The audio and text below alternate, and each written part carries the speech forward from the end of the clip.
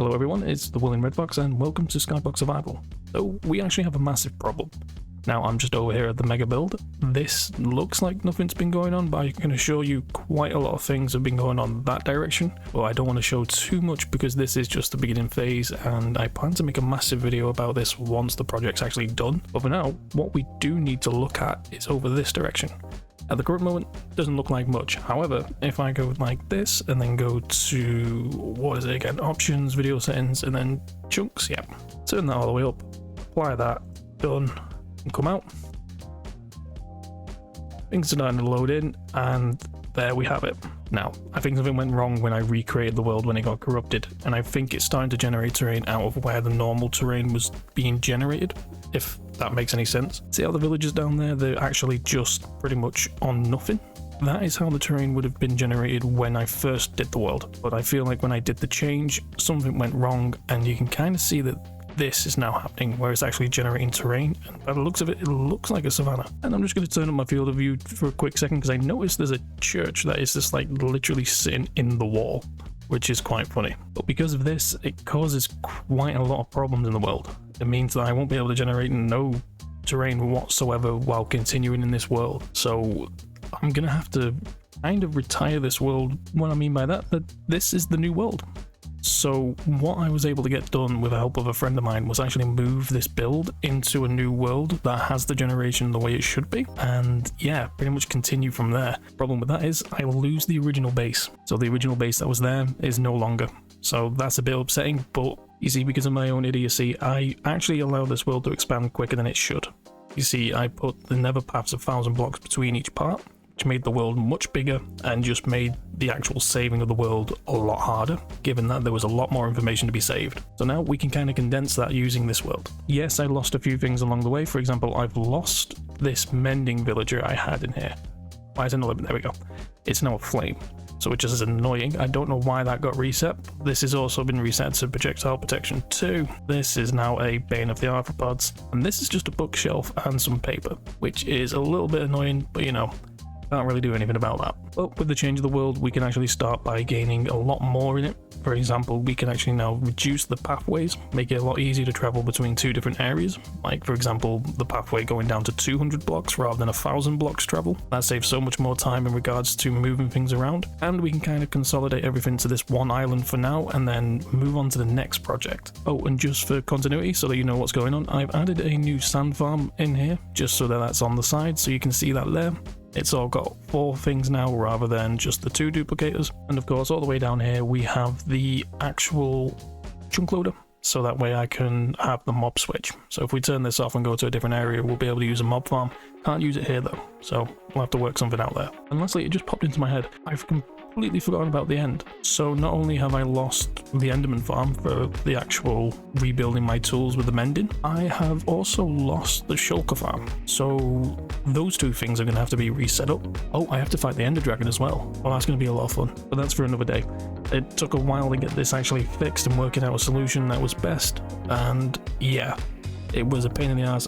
Thanks again to my friend who actually helped with this. He was amazing in getting this sorted. So today's episode, I think, is going to be a bit of a lighter build, maybe a bit bigger. We'll see how things go. But for now, we need to build some nether tunnels because we now need to make a tunnel going to the new area where we're going to start the new base, and then hopefully at some point we'll continue that pathway, put in the mega build, and then go from there. So we're in the nether now. I'm just trying to work out which way's best to go. I don't want to go east or west. I was kind of thinking north or south, but north's got basalt delta.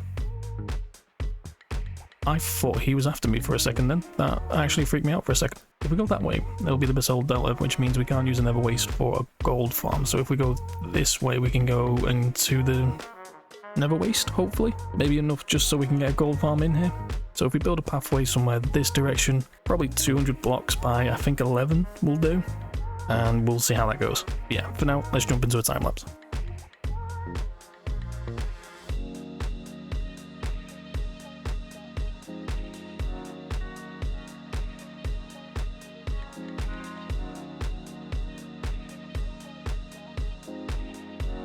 Well, that was awkward.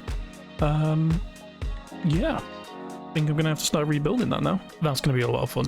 Okay, we now completed that. We now need to move on to the next part. This part's probably going to take the most, so I'm going to do it in one big time lapse. Hopefully I can try and make it look nice.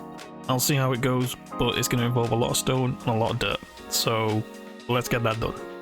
Oh, wow, actually, just before then, I didn't realize there's a blaze just sat there shooting at me. I built this wall thinking that this would actually be a great defense, but it turns out it's not that great. That was pretty stupid on my part, but hey, let's jump into that time lapse.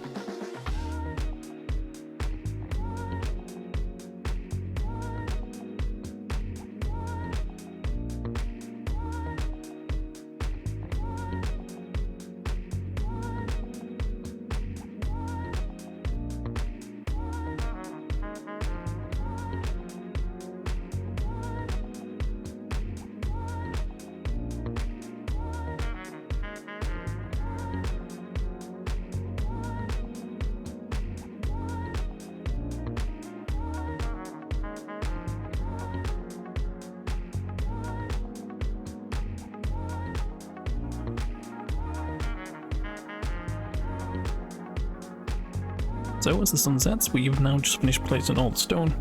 So now I'm going to have to work on a gold farm, because I'm going to need a lot of gravel so I can make a lot of dirt to make a lot of grass.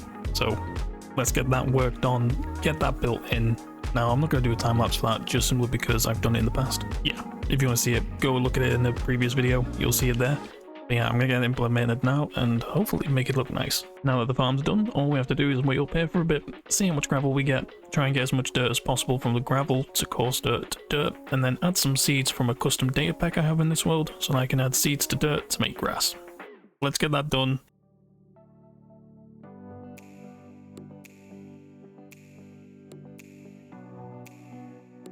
That's now done, but we have a problem. You see, this is all the gravel that we got.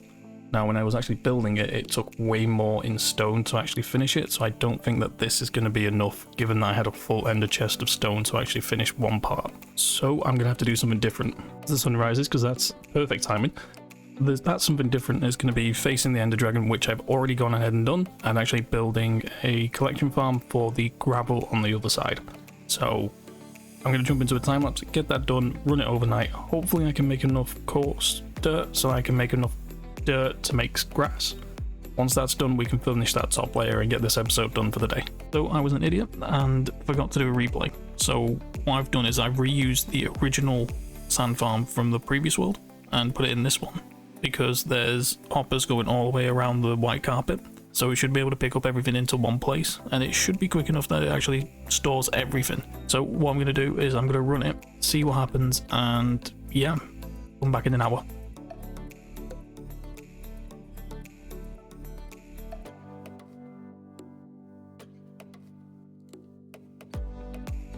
We now have quite a bit of gravel, but we do need a lot more. So I'm going to let this run overnight, see how much we can get, and hopefully it'll be enough to actually cover the landmass that we have today, and we can end the episode. So we have a slight problem with this farm. The farm is actually too fast for the storage, so I'm going to actually have to make a better storage unit for this. I thought it would be good enough, but yeah, no, it's not. So I'm going to have to redesign this at some point. I can do it on a later date. At the moment, I can just turn on two pieces. Yeah, it's a little slower, but it's easier just to have this farm as it is and then rebuild it another time. On the right side, this is majority full, so I just have to move it all into shulker shells and then start turning this into dirt. Now I'm going to show you that once I've done this, so back in a second. So now I need to convert this all into dirt. So to do that, I take two pieces of dirt and all of this gravel. I first go to here, oh actually, no, here, and this up, make it easier, type in dirt, that way I can make coarse dirt, and then I can make dirt. Now that is a data pack. The reason for this is just for ease of life, because I would have to place it and use a hoe otherwise. Then once these are all turned to dirt, I have another data pack where I add seeds and I can turn it into grass. So let's get all the dirt first, then we can work out the grass.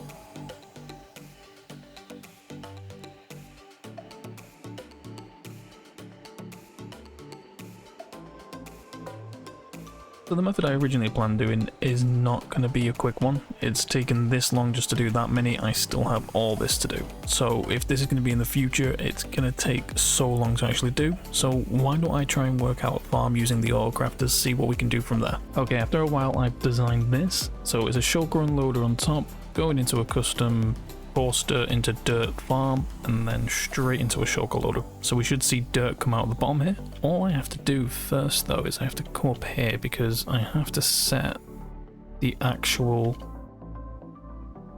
recipe. So, sorry, I was trying to work out where this chest was. So now what I need to do is I need to change that for that and that for that. This then needs igniting, and I did not bring a... Oh, I forgot to bring a redstone torch with me. That's a pain. Okay, I'm gonna go quickly grab that and then jump into a time lapse and have this running.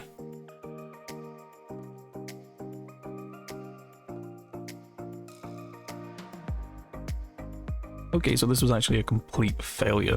I was actually losing a lot more dirt than I actually was gaining. And that was because of the build up here in the droppers. So I'm going to redesign this, redo the gravel farm, and try and gain some in regards to even more dirt, because at the moment, as you can see, this is how I know it's a failure, because this is nearly full. And from that potato is how many we got back. So yeah, it's not gaining enough dirt. It should be more dirt than there is shells in here. So yeah, we're gonna have to get that rebuilt. Okay, so after a little bit of redesign and a little bit of work done, we have now got this, which is a much better farm that's reliable and actually works better than the previous one. So just to show how it works, if we take the gravel from here, drop this into here, this will go up that little water chute and take it to the top, which it goes into that chest there, which holds all the shulker shells to be then unloaded into here, which then goes into this part of the farm. Now this part of the farm actually turns all of the dirt and gravel into coarse dirt. And then a little bit under here, you can see this turns all the coarse dirt into dirt. Now it does look like it's bugging out, but it's just working so fast it's not actually doing anything. As you can see, all of these are gaining dirt, and then that goes into the system. The empty shulker shell also comes down that little chain over, I believe it's just there on the side there. So that goes back down to the shulker loader, which then feeds it and keeps the dirt going into here, which then drops here. So far in the testing to making sure it works in this world, from the test world, it's done one. So hopefully we've just put quite a lot into it, so we'll see if it works. Let's jump into another time lapse.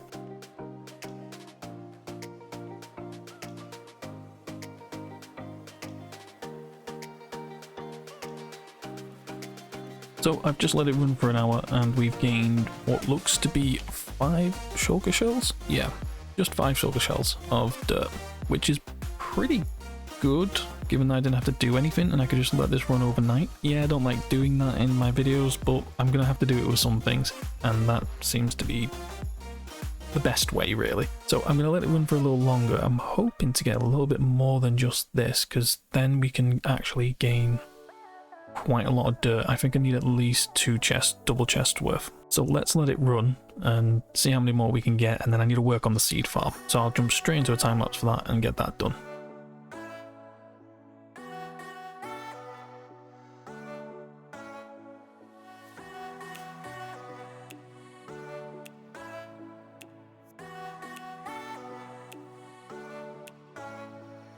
So as the sun comes down, we are now finished with the episode. I've just placed some grass here so that we can actually try and get that going and get it all moving through. But it was easier than using seeds to actually turn the dirt into grass and just let it do it on its own.